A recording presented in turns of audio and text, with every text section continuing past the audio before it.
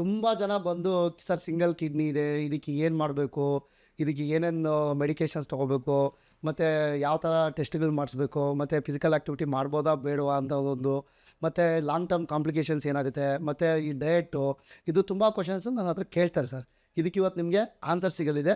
ಮತ್ತು ಈ single kidney ಅಂತ ಇರುವಂಥ ಪೇಷಂಟ್ಸು ನಾನಾ ರೀತಿಯಿಂದ ಬಂದಿರುತ್ತೆ. ಒಂದೇನು ಅಂತಂದರೆ, ತಾಯಿ ಹೊಟ್ಟೆ ಒಳಗಡೆ ಇರಬೇಕಾದ್ರೇ ಒಂದೇ ಕಿಡ್ನಿ ಹುಟ್ಟಿರುತ್ತೆ, ಅಂಥವ್ರಿಗೂ ಈ ವಿಡಿಯೋ ಹೆಲ್ಪ್ ಆಗುತ್ತೆ.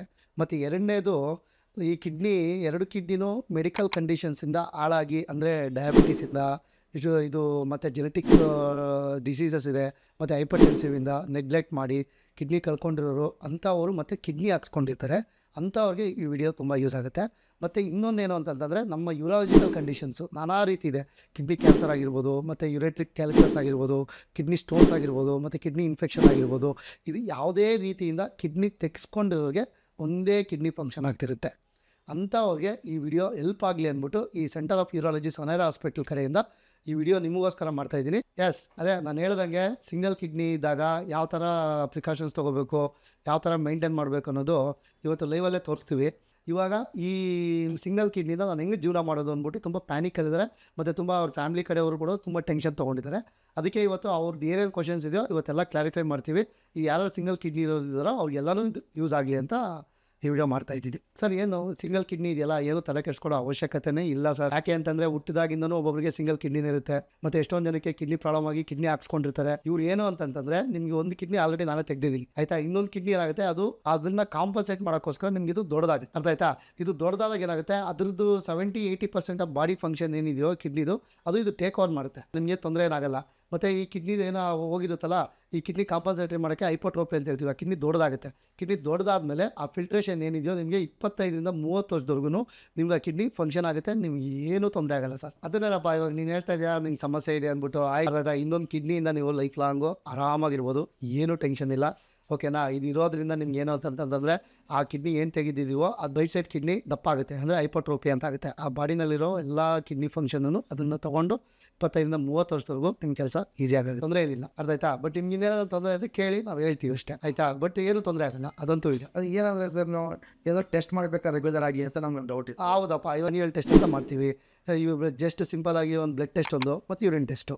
ಬ್ಲಡ್ ಟೆಸ್ಟ್ ಏನಕ್ಕೆ ಮಾಡ್ತೀವಿ, ಏನಾದರೂ ಇದು ಕ್ರಿಯಾಟಿನಿನ್ ಏನಾದರೂ ಜಾಸ್ತಿ ಆಗಿದೆ ಅಂತ ನೋಡೋಕ್ಕೆ. ಮತ್ತು ಯೂರಿನ್ ಟೆಸ್ಟ್ ಮಾಡೋದ್ರಿಂದ ಏನಾದರೂ ಪ್ರೋಟೀನ್ಸ್ ಲೀಕ್ ಆಗ್ತಿದೆಯಾ, ಮತ್ತು ಏನಾದರೂ EGFR ಮತ್ತು ಈ ಗ್ರಮ್ಯುಲರ್ ಫಿಲ್ಟ್ರೇಷನ್ ರೇಟ್ ಅಂತ ಹೇಳ್ತೀವಿ, ಅದೊಂದು ಏನಾದರೂ ಪ್ರಾಬ್ಲಮ್ ಇದೆಯಾ ಅಂತ ಅದೊಂದು ಟೆಸ್ಟ್ ಮಾಡಬೇಕಾಗುತ್ತೆ. ನಮಗೆ ಬೇರೆ ಯಾವುದಾದ್ರೂ ಮೆಡಿಸಿನ್ಸು ಕ್ಲಿನಿಕಲ್ಲಿ ತೊಗೋಬೋದಾ, ನಾವು ಮೆಡಿಕಲ್ ಬರೋದು ತಲೆನೋವು ಬಂದರೆ ತೊಗೋತಿದ್ವಿ, ಆ ಥರ ತೊಗೋಬೋದಾ ಮೆಡಿಕೇಷನ್ಸ್ ಯಾವುದಾದ್ರೂ?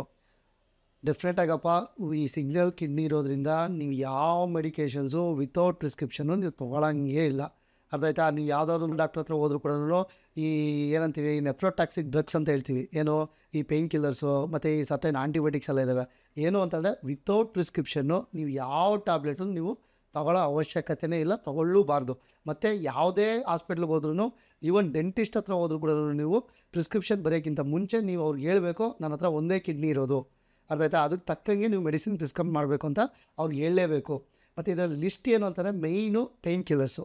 ಸುಮ್ಮನೆ ಹೋಗೋದು, ಇವಾಗ ನಮ್ಮ ಅಜ್ಜಿ ಆಗಲಿ ತಾತ ಆಗಲಿ ಸುಮ್ಮನೆ ಹಾಸ್ಪಿಟ್ಲಿಗೆ ಹೋಗೋದು, ಇಂಜೆಕ್ಷನ್ ತೊಗೊಳ್ಳೋದು, ಮತ್ತು ಇದು ಸುಮ್ಮನೆ ಏನೋ ಒಂದು ಟ್ಯಾಬ್ಲೆಟ್ ತೊಗೊಳ್ಳೋದು, ಮತ್ತು ಈ ಆಯುರ್ವೇದಿಕ್ ಜೊತೆ ಏನೋ ತೊಗೊಳ್ಳೋದು.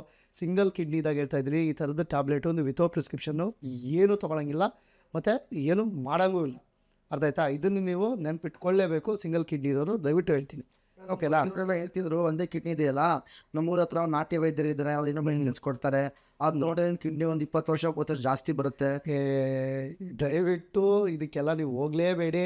ಈ ನಾಟಿ ವೈದ್ಯ ಅಂತ ನೀವು ಕಿಡ್ನಿ ಹೋಗಿದೆ ನಾಟಿ ವೈದ್ಯ ತೊಗೊತೀವಿ ಅಂತಂದರೆ, ಅದರಲ್ಲಿರೋದು ಕಂಟೆಂಟ್ಸು ಏನೇನಿರುತ್ತೋ ಅಂತ ಭಗವಾನ್ಗೆ ಗೊತ್ತು, ಅರ್ಥ ಆಯ್ತಾ. ಅದಕ್ಕೆ ಹೇಳೋದು, ಅದ್ರ ಹತ್ರದ್ದು ಏನಾದರೂ ತೊಗೊಂಡ್ರೆ, ಮತ್ತು ಸಿಂಗಲ್ ಕಿಡ್ನಿ ಬೇರೆ ಇದೆ, ಆ ಥರದ್ದು ಏನಾದರೂ ಟಾಕ್ಸಿನ್ಸ್ ಹೋಗಿ ಕಿಡ್ನಿ ಮತ್ತು ಲಿವರಲ್ಲಿ ಡೆಪಾಸಿಟ್ ಆಯಿತು ಅಂತಂದರೆ ನೀವು ಗ್ಯಾರಂಟಿ ಮತ್ತು ಡಯಾಲಿಸಿಸ್ಗೆ ಹೋಗೋದು ಕನ್ಫರ್ಮ್, ಆಯಿತಾ. ಈ ಥರದ ಮಿಸ್ಟೇಕ್ ನೀವು ಲೈಫಲ್ಲಿ ಮಾಡೋಂಗಿಲ್ಲ, ಮಾಡಲು ಕುಡ್ದು ಈಗಲೇ ಹೊಡಿತೀವಿ, ಊಟ ಸರ್ ಮಾಡೋಲ್ಲ ಸರ್, ಸರಿನಾ.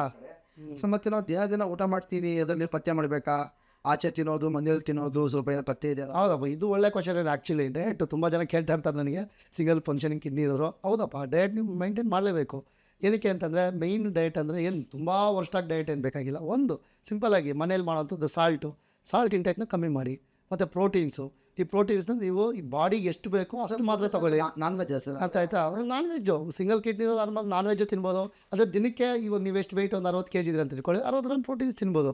ಅರ್ಥ ಆಯ್ತಾ? ಇದನ್ನು ನೀವು ಡಯಟಲ್ಲಿ ಮೈಂಟೈನ್ ಮಾಡೋದ್ರಿಂದ, ಮತ್ತು ಫ್ರೂಟ್ಸು, ಮತ್ತು ಈ ನೀರು ಮೈನು ಹೈಡ್ರೇಷನ್ ಆಗಬೇಕು. ಅರ್ಥ ಆಯ್ತಾ? ಮತ್ತು ಸಾಲ್ಟ್ ಇಂಟೇಕು, ಮತ್ತು ಪ್ರೋಟೀನ್ ಬ್ಯಾಲೆನ್ಸು. ಆಯಿತಾ? ಹೈ ಪ್ರೋಟೀನ್ ತಿನ್ನಬಾರ್ದು, ತಿನ್ನಲೇಬಾರ್ದು.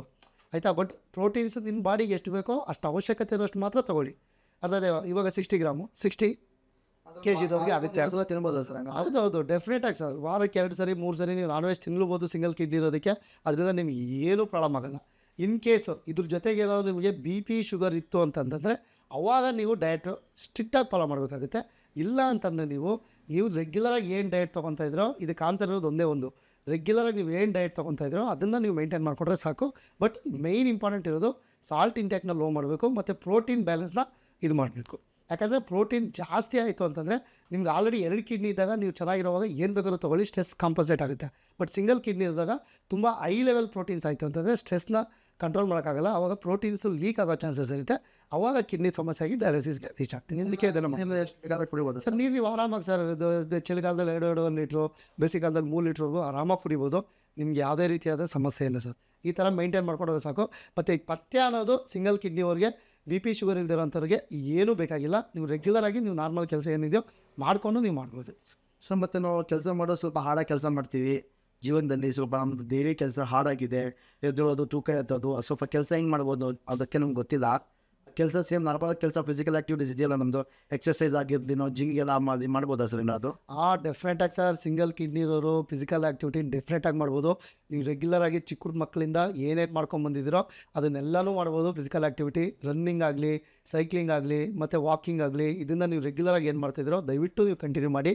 ಇದರಲ್ಲಿ ನಿಮಗೆ ಒಂದೇ ಒಂದು ಏನಂದರೆ, ನೀವೇನಾದರೂ ಹೈ ಲೆವೆಲ್ ಸ್ಪೋರ್ಟ್ಸು ಅಂದರೆ ತುಂಬ ಫುಟ್ಬಾಲ್ ಆಗಲಿ, ತುಂಬ ಕ್ರಿಕೆಟ್ ಆಡೋದಾಗಲಿ, ಈ ಥರ ಏನಾದರೂ ಸಿಂಗಲ್ ಕಿಡ್ನಿ ಇಟ್ಕೊಂಡು ಆಡಿದ್ರೆ ಆಡೋ ಟೈಮಲ್ಲಿ ನೀವು ಪ್ರಿಕಾಷನ್ಸ್ ತೊಗೋಬೇಕಾಗುತ್ತೆ. ಏನು, ಈ ಕಿಡ್ನಿಗೆ ಪ್ಯಾಡಿಂಗ್ ಅಂತ ಬರುತ್ತೆ, ಆ ಪ್ಯಾಡಿಂಗ್ ಹಾಕ್ಕೊಂಡ್ರೆ ನಿಮಗೆ ಹೆಲ್ಪ್ ಆಗುತ್ತೆ. ಏನಕ್ಕೆ ಪ್ಯಾಡಿಂಗ್ ಹಾಕ್ಕೊಬೇಕು?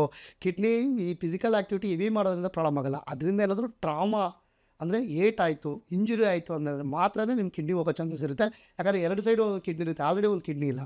ಇನ್ನೊಂದು ಕಿಡ್ನಿ ಇರೋ ಕಡೆ ನಿಮ್ಗೆ ಏಟಾಯಿತು ಅಂದರೆ, ನಿಮ್ಮ ಟೈಮ್ ಸರಿ ಇಲ್ಲ ಅಂದರೆ, ಕಿಡ್ನಿ ಹೋಯ್ತು ಅಂದರೆ ಮತ್ತೆ ನೀವು ಡಯಾಲಿಸಿಸ್ಗೆ ಹೋಗ್ತೀರಾ. ಅದಕ್ಕಂತಲೇ ಹೇಳೋದು, ಏನಾದರೂ ಹೈ ಲೆವೆಲ್ ಫಿಸಿಕಲ್ ಆ್ಯಕ್ಟಿವಿಟಿ ಇತ್ತು ಅಂತಂದರೆ ನೀವು ಮಾಡ್ಬೋದು. ಆಯಿತಾ? ಮತ್ತು ಡೈಲಿ ರುಟೀನ್ ಆ್ಯಕ್ಟಿವಿಟೀಸ್ ಏನಿದೆಯೋ, ನೀವು ಏನೇ ಹಾರ್ಡ್ ವರ್ಕ್ ಇರಲಿ, ನೀವು ಯಾವ ಹಾರ್ಡ್ ವರ್ಕ್ ಬೇಕಾದ್ರೂ ಮಾಡ್ಬೋದು. ಒಂದು ಮೇಸ್ತ್ರಿ ಕೆಲಸ ಆಗಲಿ, ಒಂದು ವೆಲ್ಡಿಂಗ್ ಕೆಲಸ ಆಗಲಿ, ಒಂದು ತೂಕ ಎತ್ತೋದಾಗಲಿ, ಏನು ಬೇಕಾದ್ರೂ ಮಾಡ್ಬೋದು. ಅದರಿಂದ ನಿಮ್ಗೆ ಏನೂ ಸಮಸ್ಯೆ ಇಲ್ಲ. ಮತ್ತು ಅದ್ರ ಜೊತೆಗೆ ಏನೇನು ಡೈಲಿ ಏನೇನು ನೀರು ಕುಡಿತೀರಾ, ಏನೇನು ಬ್ಯಾಲೆನ್ಸ್ ಡಯಟ್ ಇದೆಯೋ ಅದನ್ನು ನೀವು ಕಂಟಿನ್ಯೂ ಮಾಡ್ಬೋದು. ನೀವು ಯಾವುದೇ ರೀತಿಯಾಗಿ ಫಿಸಿಕಲ್ ಆ್ಯಕ್ಟಿವಿಟಿನ ಕಮ್ಮಿ ಮಾಡೋ ಅವಶ್ಯಕತೆಯೇ ಇಲ್ಲ. ನೀವು ಏನು ರೆಗ್ಯುಲರಾಗಿ ಮಾಡ್ತೀರೋ ಅದನ್ನು ಮಾಡ್ಕೊಳ್ಳಿ ಅಷ್ಟು. ವಾಕಿಂಗ್ ಅಂತೂ ಮಾಡಬಹುದು. ಹೌದೌದು, ಅದನ್ನು ಬೆಸ್ಟ್. ಅದು ಏನೂ ಆಗಲ್ಲ ಅದರಿಂದ. ಸೊ ನಮ್ಗೆ ನೆಕ್ಸ್ಟ್ ಜೀವನದಲ್ಲಿ ಲಾಂಗ್ ಟರ್ಮಲ್ಲಿ ನಮ್ಗೆ ಏನಾದರೂ ಎಫೆಕ್ಟ್ ಇದೆಯಾ? ಒಂದೇ ಕಿಡ್ನಿ ಅಂದರೆ ನಾರ್ಮಲಾಗಿ 2 ಕಿಡ್ನಿ ಇದ್ದಾಗ 20 ವರ್ಷ ಮತ್ತು ನಾರ್ಮಲಾಗಿ ಇರ್ತಾರೆ. ಇವಾಗ ನಮ್ಮ ಒಂದೇ ಕಿಡ್ನಿ ಇರೋದು, ಆ ಒಂದು ಕಿಡ್ನಿಯಿಂದ ನಮಗೆ ತೊಂದರೆ ಬರ್ಬೋದಾ? ಅಂದರೆ ಒಂದು 20 ವರ್ಷ 15 ವರ್ಷಕ್ಕೆ ನಮ್ಮ ಕಿಡ್ನಿ ಫೇಲ್ ಆಗೋದು ಆ ಥರ ತೊಂದರೆ ಇದೆ ಸರ್ ನಮಗೇನಾದರೂ? ಇದು ಒಳ್ಳೆ ಕ್ವಶನ್ ಅಪ್ಪ. ಇದು ಆ್ಯಕ್ಚುಲಿ ಇದು ಒಳ್ಳೆ ಕ್ವಶನ್. ಯಾಕಂದರೆ ಇಷ್ಟೊತ್ತು ಕೇಳಿದ್ದು ಇವಾಗ ಡೈಲಿ ರುಟೀನ್ ಆ್ಯಕ್ಟಿವಿಟೀಸ್ಗೆ ಏನು ಅಂತ ಕೊಡಿದೆ. ಬಟ್ ಭಯ ಇದ್ದಿರುತ್ತೆ ಮನುಷ್ಯ ಅಂದಮೇಲೆ, ಒಂದು ಕಿಡ್ನಿ ಅಂದಮೇಲೆ ಭಯ ಇದ್ದೇ ಇರುತ್ತೆ. ಬಟ್ ನಮಗೂ ಗೊತ್ತಾಗುತ್ತದು. ಬಟ್ ಏನಂತಂದರೆ ಸಿಂಗಲ್ ಕಿಡ್ನಿ ಇರೋರಿಗೆ ನೋಡಪ್ಪ, 25ರಿಂದ 30 ವರ್ಷವರೆಗೂ ನೀವು ತಲೆ ಕೆಡಿಸ್ಕೊಳ್ಳೋ ಅವಶ್ಯಕತೆ ಇಲ್ಲ. ಅರ್ಥ ಆಯ್ತಾ? ಏನೋ ಚಿಕ್ಕ ಮಕ್ಕಳಿಗೆ ಕಿಡ್ನಿ ಹೋಗ್ಬಿಟ್ಟಿದೆ ಅಂತಂದರೆ ಅವಾಗ ಸ್ವಲ್ಪ ಪ್ಯಾನಿಕ್ ಆಗೋ ಇಶ್ಯೂ. ಯಾಕಂದರೆ ಏಜ್ ತುಂಬ ಇರುತ್ತೆ ಇನ್ನೂ ಬದುಕುವಂಥದ್ದು. ಬಟ್ 30-40 ಇಯರ್ಸಲ್ಲಿ ಏನಾದರೂ ಒಂದು ಸಿಂಗಲ್ ಕಿಡ್ನಿ ಹೋಯ್ತು ಅಂದರೆ ತಲೆ ಕೆಡಿಸ್ಕೊಳ್ಳೋ ಅವಶ್ಯಕತೆ ಇಲ್ಲ. ಇವನ್ 20 ಇಯರ್ಸ್ ಆದಮೇಲೂ ತಲೆ ಕೆಡಿಸ್ಕೊಳ್ಳೋ ಅವಶ್ಯಕತೆ ಇಲ್ಲ. 30ಇಂದ 35 ಇಯರ್ಸ್ವರೆಗೂ ನೀವು ಆರಾಮಾಗಿ ಬೇರೆಯವ್ರ ಥರ ನಾರ್ಮಲ್ ಲೈಫ್ನ ಜೀವನ ಮಾಡ್ಬೋದು. ಇದು ನಿಮಗೆ ಗೊತ್ತಿರಲಿ. ಬಟ್ ಇದರಲ್ಲಿ ನಿಮಗೆ ಮೈನ್ ಸೂಕ್ಷ್ಮವಾಗಿ ನಾನು ಹೇಳೋದೇನು ಅಂತಂದರೆ, ನೀವು ಸಾಲ್ಟ್ ಇಂಟೇಕ್ನ ಕಮ್ಮಿ ಮಾಡಬೇಕು. ಏನಕ್ಕೆ ಅಂದರೆ BP ಬರುತ್ತೆ. ಆಯಿತಾ? ಮತ್ತು ಡೈಲಿ ಆ್ಯಕ್ಟಿವಿಟೀಸ್ನ ನಾನು ಏನು ಹೇಳಿದ್ರೋ ಅದನ್ನು ನೀಟಾಗಿ ಮಾಡಬೇಕು, ಇಲ್ಲ ಶುಗರ್ ಬರುತ್ತೆ. ಆಯಿತಾ? ಮತ್ತು ಈ ಫಿಸಿಕಲ್ ಈ ಎರಡೂ ನೀವೇನಾದರೂ ಫ್ಯೂಚರಲ್ಲಿ ಸಿಂಗಲ್ ಕಿಡ್ನಿ ಇರೋದಕ್ಕೆ ನಿಮಗೆ ಇದನ್ನು ಬರೋವಂಥ ಚಾನ್ಸಸ್ಸು ತುಂಬ ಇರುತ್ತೆ. ಅರ್ಥ ಆಯ್ತಾ? ಇದನ್ನು ನೀವು ಕರೆಕ್ಟಾಗಿ ಅವಾಯ್ಡ್ ಮಾಡಬೇಕು. ಮತ್ತು ಮೇಯ್ನ್ ಏನಂದರೆ ಪ್ರೋಟೀನ್ ಇಂಟೇಕ್. ಇವಾಗ ನೀವೇ ಕೇಳಿದ್ರಿ ಜಿಮ್ಗೆ ಹೋಗ್ಬೋದಾ? ಅದು ಇವಾಗ ನೀವು ಹೆಂಗಾಗಿದ್ದೀರಾ, ಜಿಮ್ಗೆ ಹೋಗಬೇಕು, ಎಲ್ಲರೂ ಹೋಗಬೇಕು, ಮತ್ತು ಜಿಮ್ ಟ್ರೈನರ್ ಬಂದು ನಿಮಗೆ ಈ ಪ್ರೋಟೀನ್ಸ್ ತೊಗೊಳ್ಳಿ, ಆ ಪ್ರೋಟೀನ್ಸ್ ತೊಗೊಳ್ಳಿ.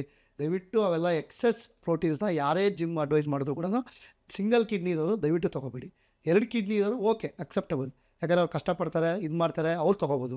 ಬಟ್ ಸಿಂಗಲ್ ಕಿಡ್ನಿ ಇರೋರು ಯಾವುದೇ ನಾರ್ಮಲ್ ನೀವು ಪ್ಯಾಕೆಟ್ ಪ್ರೋಟೀನ್ಸ್ ಆಗಲಿ ಇವೆಲ್ಲ ಯಾವುದೂ ತಿನ್ನೋಂಗಿಲ್ಲ. ನಿಮ್ಮ ಮನೇಲಿ ಏನು ಡೈಲಿ ಸಿಗುತ್ತೋ ಅಂಥ ಪ್ರೋಟೀನ್ಸ್ನ ತೊಗೊಂಡು ಇದು ಮಾಡಿ. ಯಾಕಂದರೆ ಇವಾಗ ಸಿಂಗಲ್ ಕಿಡ್ನಿ ಇದೆ, ನೀವು 2 ಕಿಡ್ನಿ ಕೆಲಸ ಒಂದೇ ಕಿಡ್ನಿ ಮಾಡ್ತಿದೆ ಅಂತಂದಮೇಲೆ ನೀವು ಅದ್ರ ಮೇಲೆ ಮತ್ತೆ ಸ್ಟ್ರೆಸ್ ಹಾಕಿದ್ರೆ ಏನಾಗುತ್ತೆ? ಪ್ರೋಟೀನ್ ಇಂಟೇಕ್ ಅನ್ನೋದೇನಿದೆಯಲ್ಲ ಅದನ್ನು ರೆಗ್ಯುಲರಾಗಿ ಅರ್ಥಾತ್ ಅದನ್ನು ನೀನು ಇದು 40 ಗ್ರಾಮ್ ತೊಗೊಳೋದನ್ನ ನೀವು 120 ಗ್ರಾಮ್ ತೊಗೊಳೋದು, 250 ಗ್ರಾಮ್ ತೊಗೊಳೋದು, ಈ ಥರ ತೊಗೊಂಡಾಗ ಏನಾಗುತ್ತೆ, ಸ್ಟ್ರೆಸ್ ಜಾಸ್ತಿ ಆಗುತ್ತೆ. ಸ್ಟ್ರೆಸ್ ಜಾಸ್ತಿ ಆಗುತ್ತೆ ಸಿಂಗಲ್ ಕಿಡ್ನಿ. ಅದಕ್ಕೆ ಆಬ್ವಿಯಸ್ಲಿ ಮತ್ತು ಪ್ರೋಟೀನ್ ಲೀಕ್ ಆಗುತ್ತೆ. ಪ್ರೋಟೀನ್ ಲೀಕ್ ಆಯಿತು ಅಂತಂದ್ರೆ ಕಿಡ್ನಿ ಹೋಯ್ತು, ಮತ್ತು ಡಯಾಲಿಸಿಸ್ ಮಾಡ್ತೀರಾ. ಸೊ ಅಷ್ಟೇ ನಾನು ಹೇಳಿದ್ದು. ಸೊ ಮತ್ತು ಇನ್ನೊಂದು ಕ್ವಶನ್ ಏನಂದರೆ, ಸೊ ಗಂಡ ಹೆಂಡತಿ ಸಂಬಂಧ ಮಾಡ್ಬೋದಾ, ಅದಕ್ಕೆ ತೊಂದರೆ ಬರುತ್ತೆ ಇದರಲ್ಲಿ ಮಕ್ಕಳಿಗೆ ಗಂಡ ಹೆಂಡತಿ ಸ್ವಲ್ಪ ಡೆಫಿನೆಟಾಗಿ ಮಾಡ್ಬೋದು. ಇದರಿಂದ ಏನೂ ತೊಂದರೆ ಇಲ್ಲ. ಯಂಗ್ ಪೇಷಂಟ್ಸು ಮಕ್ಕಳು ಕೂಡ ಆಗ್ತಾರೆ. ಇದರಿಂದ ಯಾವುದೇ ಸಮಸ್ಯೆ ಇಲ್ಲ. ಆಯಿತು, ನಿಮ್ಮ ಕಷ್ಟ ನನಗೆ ಅರ್ಥ ಆಗುತ್ತೆ. ಬಟ್ ಈವನ್ ರೀಸೆಂಟಾಗಿ ತುಂಬ ಜನ ಇದರಿಂದ ನ್ಯೂಲಿ ಮ್ಯಾರಿಡ್ ಕಪಲ್ಸೇ ನನ್ನ ಹತ್ರ ತುಂಬ ಜನ ಬಂದಿದ್ದಾರೆ. ಆ್ಯಕ್ಚುಲಿ ಹೇಳಬೇಕು ಅಂತಂದರೆ, ಈ ನ್ಯೂಲಿ ಮ್ಯಾರಿಡ್ ಕಪಲ್ಸ್ ಬಂದು ಪಾಪ ಒಂದು ಕಿಡ್ನಿ ಈ ಜೆನೆಟಿಕ್ ಡಿಸೀಸಿಂದ ಒಂದು ಕಿಡ್ನಿ ಹೋಗೋದಾಗಲಿ, ಸ್ಟೋನ್ಸಿಂದ ಇನ್ಫೆಕ್ಷನ್ದ ಕಿಡ್ನಿ ಹೋಗಿರೋರು ಪಾಪ ಬಂದು ನಮ್ಮ ಹತ್ರ ಕೇಳ್ತಾರೆ. ಬಟ್ ಅದರಿಂದ ನಿಮಗೆ ಸ್ಪರ್ಮ್ ಕೌಂಟ್ ಕಮ್ಮಿ ಆಗೋದಾಗಲಿ, ಮತ್ತು ಇದು ಮಕ್ಕಳು ಆಗದೇ ಇರೋಂಥದ್ದಾಗಲಿ ಏನೂ ಇಲ್ಲ ಸರ್. ನೀವು ಹ್ಯಾಪಿಯಾಗಿ ಇದು ಕಪಲ್ಸು ಜೀವನ ಮಾಡ್ಬೋದು ಒಂದು ಕಿಡ್ನಿಯಿಂದ. ಇದು ಯಾವುದೇ ರೀತಿಯಾದದ್ದು ತೊಂದರೆ ಆಗೋಲ್ಲ ಇದರಿಂದ. ಥ್ಯಾಂಕ್ ಯು ಸರ್, ನಮಗೆ ತುಂಬ ಚೆನ್ನಾಗಿ ತಿಳಿಸ್ಕೊಟ್ಟಿದ್ದೀರಾ. ಈಗೆಲ್ಲ ಗೊತ್ತಾಯಿತು, ಮನಸ್ಸಲ್ಲಿ ಇರೋದೆಲ್ಲ ಭಯಗಳೆಲ್ಲ ಹೋಗಿದ್ದಾವೆ. ಆದರೆ ನಮ್ಗೆ ನಾವು ಆವಾಗ ಡೌಟ್ ಬರ್ತಾ ಇರ್ತವೆ, ಅವಾಗೆಲ್ಲ ಬಂದು ನಿಮ್ಗೆ ಕೇಳ್ತೀವಿ ಸರ್, ನಮ್ಗೆ ಹೆಲ್ಪ್ ಮಾಡ್ತಾರೆ. Thank you sir.